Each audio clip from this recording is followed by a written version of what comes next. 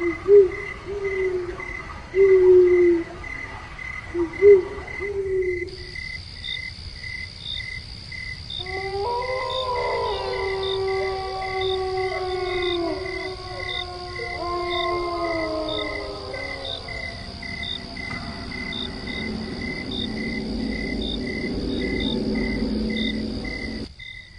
যায়, শম্ভু নাকি?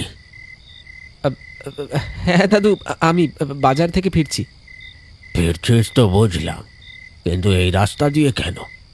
তুই কি জানিস না এই রাস্তা সোজা বেলবাগানের ভেতর দিয়ে গেছে? আজ অমাবস্যা রে বাপ, আজ রাতে ওই বাগান ভালো নয়। আরে দাদু, এই বেলবাগান দিয়ে গেলে শর্টকাট হয়, বড় রাস্তা দিয়ে গেলে আধ ঘন্টা বেশি লাগবে। আর তাছাড়া আমি ওই ভূতটু তো সবে ভয় পাই না, আমার কাছে লাঠি আছে আর পকেটে টর্চ আছে। শোন শম্ভু, অবহেলা করিস না। রক্ত গরম তাই ভয় পাস না, কিন্তু ওই বাগানে অনেক পুরনো আত্মা ঘুরে বেড়ায়। শোনা যায় বাগানের মালিক মরে যাওয়ার পর থেকে ও বাগান ছাড়েনি। ও পথ এড়িয়ে চলাই ভালো, বিশেষ করে আজ রাতে। ঠিক আছে দাদু, তুমি সাবধানে বাড়ি যাও, আমি 10 মিনিটের মধ্যে বাড়ি পৌঁছে যাব। শম্ভু হারু দাদুর কথা গ্রাহ্য করল না। সে দ্রুত পায়ে বেল বাগানের দিকে এগিয়ে গেল। দাদু কিছুক্ষণ তার চলে যাওয়ার পথের দিকে তাকিয়ে দীর্ঘশ্বাস ফেলে বিড়বিড় করে বললেন, ভগবান তোকে রক্ষা করুক।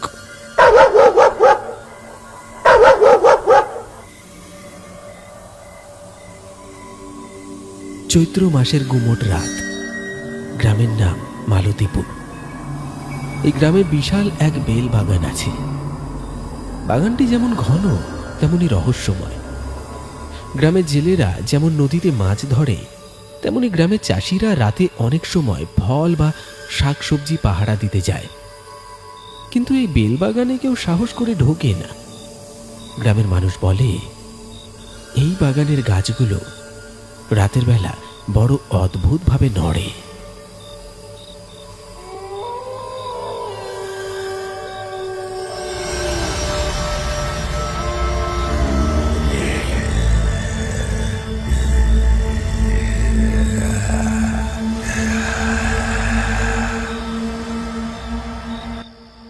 অন্ধকার হয়ে এসেছে।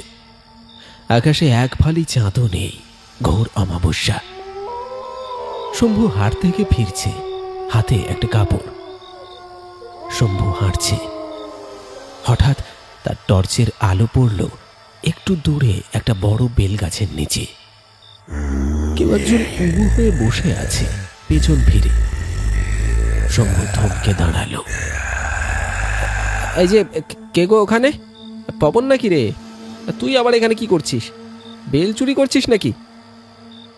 কি রে পবন, কথা বলছিস না কেন? চল বাড়ি যাবি তো। আর কটা বেল পেলি দেখি? বেল নয় রে শম্ভু, আমি তো অন্য কিছু খুঁজছি। আমার বড্ড খিদে পেয়েছে রে। ওরে পবন, তোর গলার আওয়াজ এমন শোনাচ্ছে কেন? জন্ডিস হয়েছে নাকি? গায়ের রংটাও কেমন ফ্যাকাশে লাগছে। শম্ভু ভাবল পবন হয়তো ইয়ার্কি করছে বা অসুস্থ। সে পবনের পাশে গিয়ে দাঁড়ালো। হঠাৎ সে দেখল এক অবিশ্বাস্য দৃশ্য। পবন মাটি থেকে একটা কাঁচা পাথরের মতো শক্ত বেল হাতে তুলে নিল। তারপর কোনো চেষ্টা ছাড়াই সেটাকে কামড়ে আপেলের মতো খেতে শুরু করলো। বেল ভাঙার কর্মর শব্দে শম্ভুর রক্ত হিম হয়ে গেল। এ কি রে, তুই বেল এভাবে চিবিয়ে খাচ্ছিস? দাঁত ভেঙে যাবে তো। আর তোর আঙুলগুলো এত লম্বা হয়ে গেল কিভাবে? বেলটা খুব মিষ্টি রে, তুই খাবি?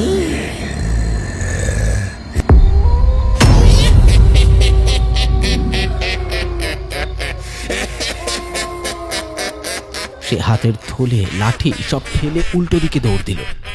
কিন্তু অদ্ভুত ব্যাপার, সে যত জোরেই দৌড়ায় মনে হচ্ছে একই জায়গায় দাঁড়িয়ে আছে। বাগানটা যেন শেষ হচ্ছে না। গাছগুলো সরে সরে এসে তার পথ আটকে দিচ্ছে। পেছন থেকে সেই ভূতটা এক গাছ থেকে অন্য গাছে ঝাঁপ দিচ্ছে আর শম্ভুর নাম ধরে ডাকছে। শম্ভু, যাস না, আমার সাথে খেলবি চল। আজ অমাবস্যা, আজ আমাদের উৎসব।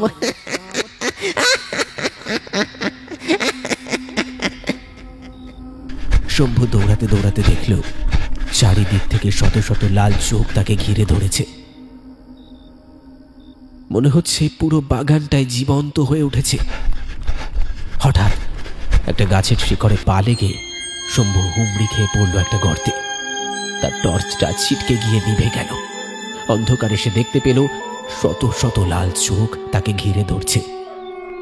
শম্ভু জ্ঞান হারিয়ে ফেলল। শম্ভু,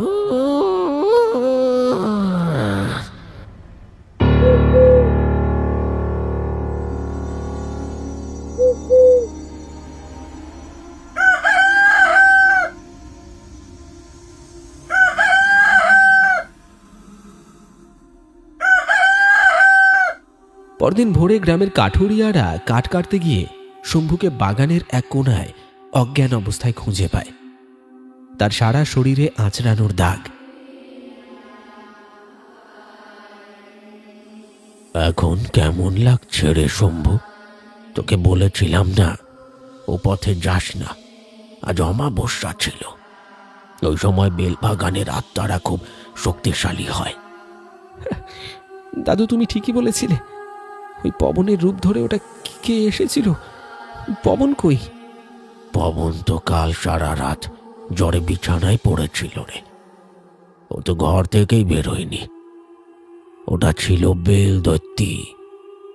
ওরাই মানুষের রূপ ধরে মানুষকে ভুলিয়ে নিয়ে যায়। শম্ভু সুস্থ হতে অনেকদিন সময় নিল। সে শহরে ফিরে গেল বটে, কিন্তু তার মনের কোণায় সেই বেলবাগানের আতঙ্ক চিরদিনের মতো গেঁথে রইল। আজও মালতীপুর গ্রামের মানুষ রাতে বেলবাগানের পাশ দিয়ে যাওয়ার সময় কানে আঙুল দিয়ে থাকে এবং বুক পকেটে একটা লোহার পেরেক রাখে।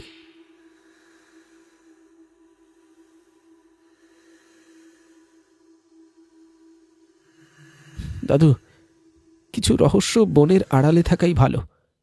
আমি আর কোনোদিন শর্টকাট খুঁজব না।